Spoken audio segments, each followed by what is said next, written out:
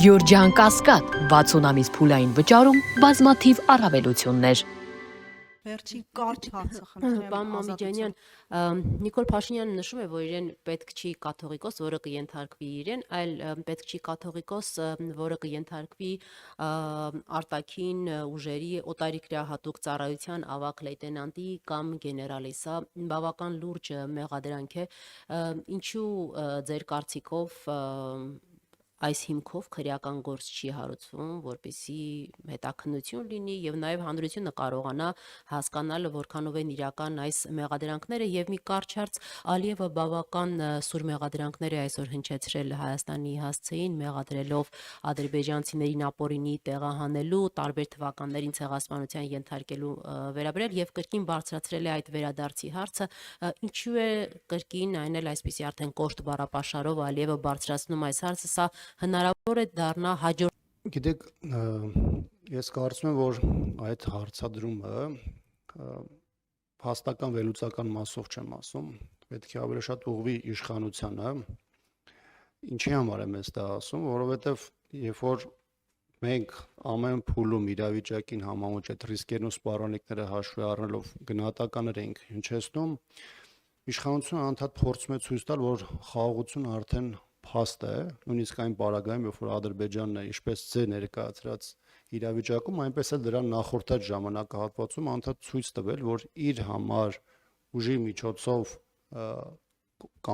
կարգավորումը երկկողմ հարաբերությունների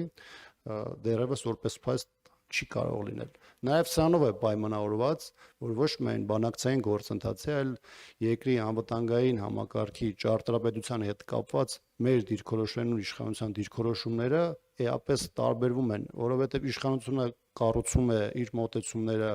այսպես կոչված հաստատված խաղաղության պայմաններում, այնինչ մեր դիրքորոշման եւ մեր առաջնահերթությունների հիմքում այն հանգամանքն է, որ ցանկացած իրավիճակում Հայաստանը պետք է պատրաստ լինի իրադարձությունների զարգացման ցանկացած սցենարի։ Ես կարծում եմ, որ Ադրբեջանը անընդհատ իր շանտաժային քաղաքականությամբ նաև փորձելու է Հայաստանին դրդելու նոր զիջումների, ավելին արագացնելու այն ադրբեջանական օրակարգի սպասարկման դրույթները, որոնք ադրբեջանական իշխանությունների եւ նրանց տարբեր ներկայացուցիչների կողմից անընդհատ հնչում են։ Ժամանակը սպառվել է, հարգելի Ռուզաննա։ Մեկ նախադասությամբ, եթե դեմ չեք պատասխանեմ, առաջին կապված հավելելով պարոն Աբրահամյանի ասածը, այդպես է լինում, երբ որ Հայաստանի Հանրապետության անունից իբր բանակցողը Հայաստանի Հանրապետության արդար պահանջները, Հայաստանի Հանրապետության արդար հետաքրքրությունները չի բարձրաձայնում մենակ թե Ադրբեջանին չջղայնացնի։ Այդպիսով առաջանում է վակուում, որը Ադրբեջանը միշտ պատրաստ է լցնել կեղծ պահանջներով։ Հայաստանի Հանրապետությունը չի հնչեցնում արդար պահանջները, այսինքն արցախցիների հետ վերադարձի, արցախցիների իրավունքների վերաբերյալ, եւ դա ձևավորում է բանակցային վակուում, որը միշտ լցվում է Ադրբեջանի կեղծ պահանջներով։ Սա մեկ, երկրորդ առաջին հարցի մակարդակով Փաշինյանը տենց էլ չհասկացավ, ինքը այլևս ծախու լրագրող, ծախու խմբագիր չի, որի ասածները անհասցե կարող է շռայլել, ինչ ուզում է ասի, օդում կախված լուրերի հետ վերաբերյալ։ Իսկ ինքը ասում է, որ կա մարդ, ում ինքը կասկածում է գործակալ լինելու մեջ, ու որևէ գործողություն դրան չի հետևում, եւ ամենակարևորը, եթե մենակ ինքն է օդում կախված լուրերով խոսում որոշ